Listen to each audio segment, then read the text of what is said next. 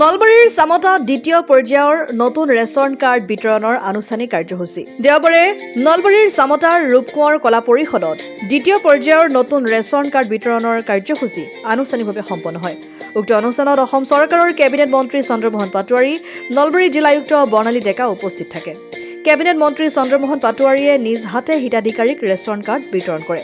Ration কাৰ্ডৰ হোৱা মানে হিতাধিকাৰীৰ সংখ্যা হ'ল ৩,৩২১ গৰাকী আৰু এই ৩,৩২১ গৰাকী মানে ২১টা পৰিয়ালৰ প্ৰায় ১৩,৫৫২জন আমাৰ ব্যক্তি ইয়াৰ জৰিয়তে উপকৃত হ'ব। আৰু সমগ্ৰ ৰাজ্যখনত আজি আপোনালোকে জানে যে আমাৰ চৰকাৰ হোৱাৰ পিছত সমগ্ৰ ৰাজ্যখনতে আমাৰ নতুনকৈ আৰু আগত পোৱা ৰেচন কাৰ্ডৰ উপৰিও নতুনকৈ 19 লাখতকৈ অধিক নতুন ৰেচন কাৰ্ড দিয়াৰ ব্যৱস্থা কৰা হৈছে আৰু সেই হিচাপে প্ৰতিখন জিলাত এনেকুৱা ৰেচন কাৰ্ডৰ বিতৰণৰ কাৰ্যসূচী হৈছে।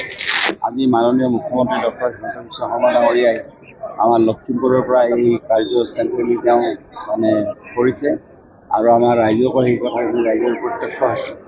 গতিকে এই আঁচনিৰ জৰিয়তে ৰেচন কাৰ্ডৰ জৰিয়তে ৰেচন কাৰ্ডৰ জৰিয়তে যে অৰুণোদয় পাব, ৰেচন কাৰ্ড থাকিলে যে আপোনালোকে মানে ৫ লাখ টকালৈকে যে চিকিৎসা ফ্ৰী হ'ব ইত্যাদি বিভিন্ন ধৰণৰ মানে সহায় সহযোগিতা পাব, এই কথাখিনি আজি মুখ্যমন্ত্ৰী ডাঙৰীয়াই স্পষ্টভাৱে কৈছে।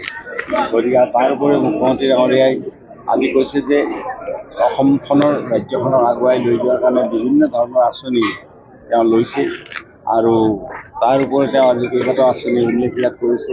উদ্যোগ মইনাৰ কথা উল্লেখ কৰিছে, আমাৰ স্কুলসমূহৰ উন্নয়নৰ কথা উল্লেখ কৰিছে তেখেতে আৰু প্ৰতিখন জিলাত এখন ব্ৰহ্মপুত্ৰৰ ব্ৰিজ আৰু এখন বিশ্ববিদ্যালয় যে হৈছে এই কথাও তেখেতে উল্লেখ কৰিছে আজিৰ দিনটোত।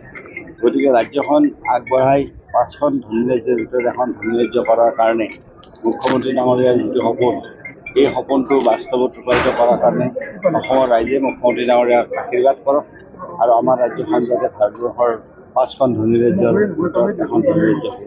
মানে এটা কথা হৈছে, আজি ৰেচন কাৰ্ড ডিষ্ট্ৰিবিউশ্যন হ'ল, যিবিলাক মানুহৰ হয়তো তেওঁলোকৰ 4চকীয়া বাহন আছে কিন্তু তেওঁলোকৰ সেইখন উপাৰ্জনৰ মানে ফল 4চকীয়া এখন বাহন সেইখনৰ উপাৰ্জন কৰি চলিছে।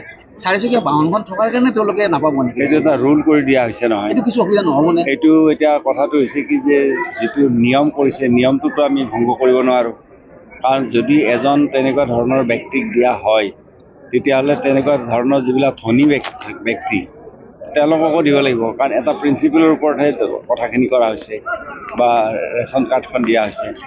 গতিকে মই ভাবোঁ যে যিটো প্ৰিন্সিপাল চৰকাৰে সিদ্ধান্ত গ্ৰহণ কৰিছে, যিটো প্ৰিন্সিপালৰ ওপৰত ৰেচন কাৰ্ড দিয়া হ'ব সেই প্ৰিন্সিপালৰ আধাৰতে আচলতে ৰেচন কাৰ্ড দিয়া হ'ব। অসম আদিত্য, নলবাৰী। NKS হুণ্ডাইলৈ স্বাগতম। নৰ্থ ইষ্টৰ প্ৰথম GDSI 2.0 ফিচাৰ্ছ ডিলাৰ হৈছে NKS হুণ্ডাই।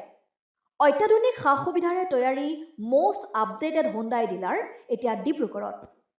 আমাৰ NKS হুণ্ডাই ডিলাৰত open sales consulted room, customer ৰুমৰ লগতে পুৰণি গাড়ীৰ এক্সচেঞ্জ ফেচিলিটিও ৰখা হৈছে।